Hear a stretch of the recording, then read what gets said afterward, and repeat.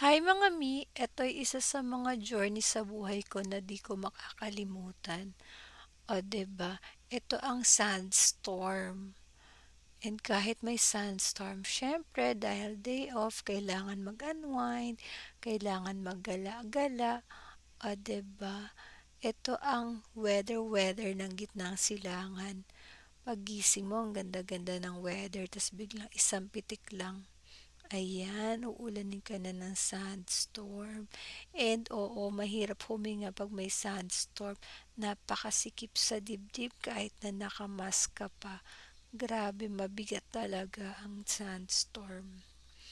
Pero kahit ganun pa man, hindi naman hihinto ang buhay, 'di ba?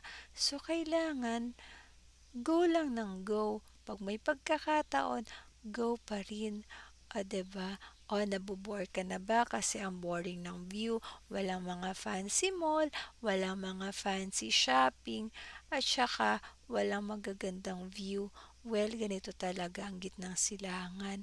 O, 'di ba? Puro building, kalsada, pero at least kahit papano andito ang kita, 'di ba?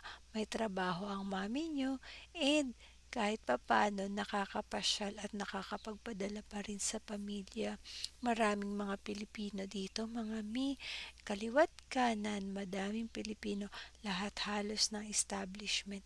Maraming Pilipino and hangang-hanga ako sa mga sakripisyong binibigay nila para sa kanilang pamilya. Hindi birong mag-abroad, hindi birong malayo sa pamilya.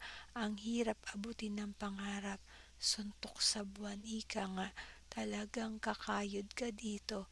Kayod ng todo-todo. O siya mga Mi, baka mayak pa ako.